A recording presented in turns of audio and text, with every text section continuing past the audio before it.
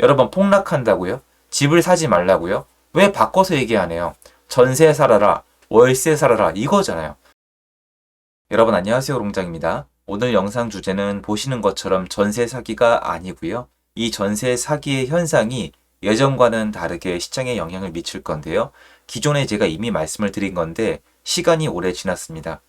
여러분 지금 보시면요. 제가 말씀드린 바와 같이 전세 사기는 해결이 안 되고 있습니다. 정치하시는 분들이 인기몰이에 쓴 다음에 해결이 전혀 안 되고 있고 지금 거의 손 놓고 있습니다. 계속 뭔가 발표를 하는데 손 놓고 있다는 뜻은 뭐냐면 이런 얘기만 하고 있다는 거예요.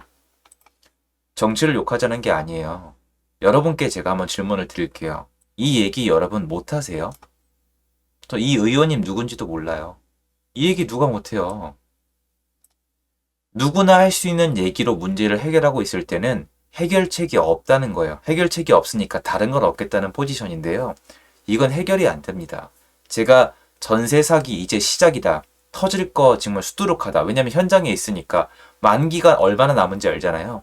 앞으로 일정 기간 동안에 터질 거 되게 많아요. 어쩔 수가 없는데요. 이제는 또 다른 시야로 접근을 해야 될 때가 됐습니다. 그래야 시장에 맞게 대비를 할 겁니다. 참고로 영상 시작하기 전에 전세 사기 피해자분들의 어떤 빠른 좀 해결을 정말 응원합니다. 뭐라고 표현을 못하겠습니다. 같이 한번 보시죠.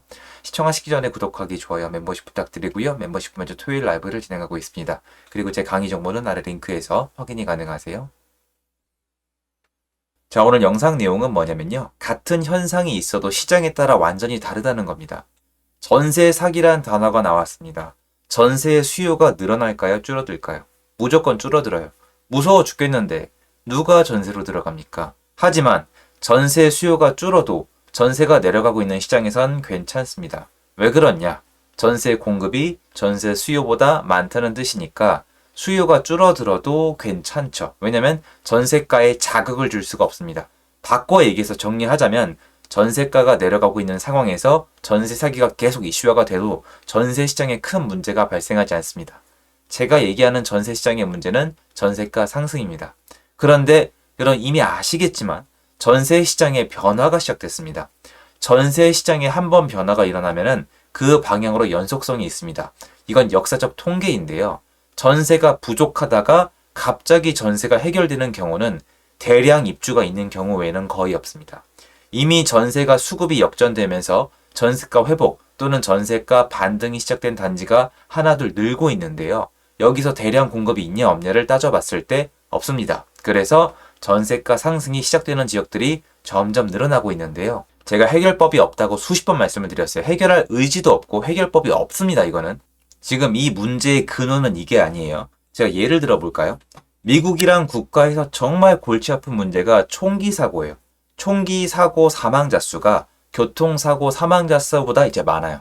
솔직히 얘기해서 미국은 미친 나라입니다. 안전하지 않은 국가예요. 총기로 관련돼서 생각해 봤을 때 살기 좋은 국가가 아니에요. 그런데 역사를 보면 미국은 사형을 시킵니다. 총으로 사람 쏴 죽이면 그 사람 죽여요. 엄청나게 강력 처벌을 합니다. 사람들도 총을 무서워합니다. 그런데 총기 사고는 왜 계속 늘어날까요? 보세요. 뭔가 범죄를 저지른 사람을 강력 처벌하는 거는 이미 했다고요. 미국에서 총기로 뭔가 하면은 다 처벌시켜요. 심지어 총기를 불법으로 소지해도 처벌시킵니다. 미국은 감옥을 되게 많이 가요. 그런데 총기 사고가 줄었냐고요? 안 줄죠. 왜 그런지 아세요? 악한 인간은 원래 비율적으로 늘 존재하거든요. 사람은 그런 인간들이 늘 있어요. 모든 직군에, 모든 성별에, 모든 지역에 범죄자는 있습니다. 중요한 건 뭐예요? 미국에서 만약에 총기를 규제한다? 강력 규제한다?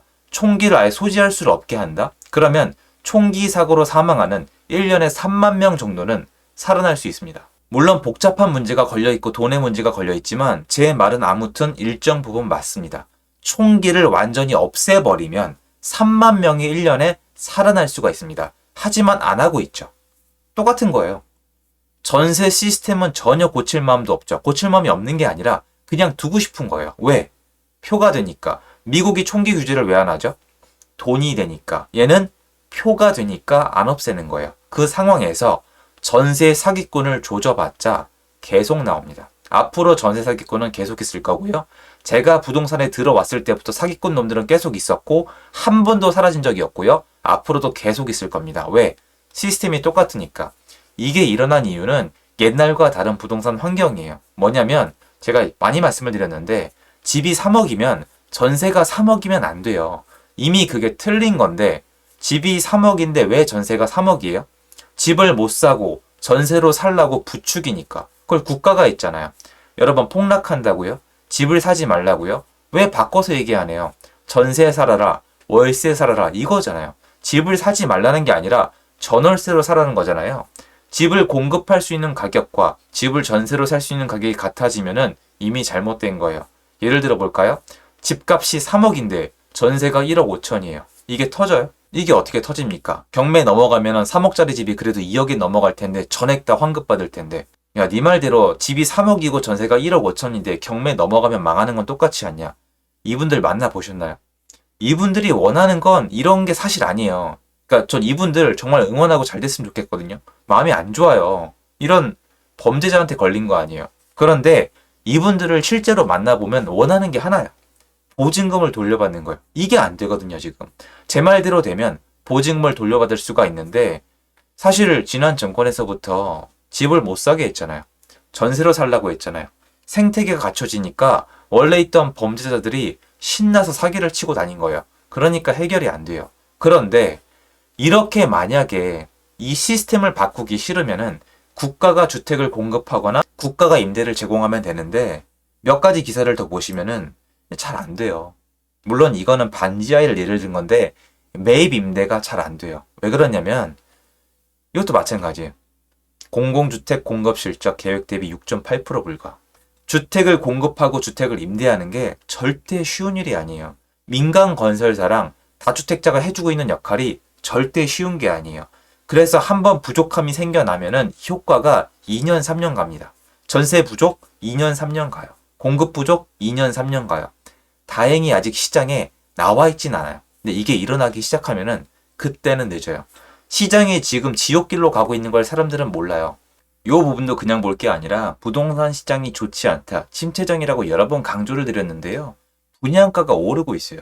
시장이 안 좋다, 안 팔린다, 미분양 난다, 건설사가 망한다란 얘기도 있는데 이게 지금 분양가가 오르고 완판을 때리는 데가 있습니다. 무슨 말이냐?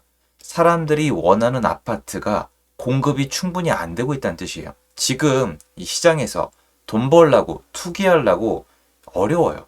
그런데 일부 단지가 완판을 하고 있다는 것은 사람들이 희망하는 단지의 공급이 부족하다는 뜻인데요. 이런 것들이 해결이 돼야지 궁극적으로 아파트 가격, 즉 공급이 해결된다고 볼 수가 있는 겁니다. 근데 이게 지금 어려운 상황이죠. 전세 사기꾼 욕하기 바빠요. 맞아요. 전세 사기꾼들 엄벌 쳐야 됩니다. 저도 이거는 100번, 1000번 동의를 하는데요. 이건 끝나지 않아요. 시스템을 바꾸지 않을 거니까. 그러면 국가는 어떻게 하고 있죠? 국가가 임대를 제공할 건가요? 아니면 국가가 주택을 공급을 직접 할 건가요? 다 못하고 있잖아요. 여러분 이걸 보세요. 자, 오늘 내용을 정리해 볼까요? 전세 사기 때문에 전세 수요가 줄어요. 바꿔 얘기하면은 매매나 월세 수요가 올라가는 거예요. 기존에는 괜찮았어요. 전세 시장이 내려가고 있었으니까. 자, 그런데 전세 수요가 매매나 월세로 가게 되면은 월세 가격이나 매매 가격이 올라가는데 매매가 싫어서 월세로 갔습니다. 근데 월세가 이미 비싸요. 근데 얘는 제껴두고 매매로 가게 되면 매매가가 올라갈 텐데 매매로 갔을 때 뭐가 괜찮았냐면 전세가 워낙 가격이 내려가니까 버티지 못하는 집주인들이 집을 던졌다고요. 전세도 안 되고 매매도 안 되니까 집을 던졌단 말이에요. 그런데 전세가가 올라가고 있을 때는 이분들이 매매가로 도망가게 되면요. 매매가랑 전세가가 같이 올라갑니다. 이게 2020년도, 2021년도에 있었던 일이에요. 이게 또 다가오고 있는데 플러스 알파로 국가에서도 민간에서도 공급을 제대로 못 해주고 있다면은 중간에 급반등하는 시점이 나올 수가 있습니다. 이거를 우리가 알고 대비를 해야 되는데 지금도 이렇게 편한 얘기를 하고 있을 때가 아니에요. 맞는 말인데 이러고 있을 때가 아니라 전세 사기가 시장에 미칠 영향이 앞으로 다가오는 1년, 2년은 다를 수가 있다는 거예요. 지금과는 다릅니다. 지금과는 약간 다른 시선으로 이거를 부동산 현상으로 바라볼 수 있어야 됩니다. 피해자들의 구제, 그리고 가해자들의 엄벌 저는 희망합니다. 오늘 영상 여기까지고요. 도움되셨으면 좋겠습니다. 감사합니다.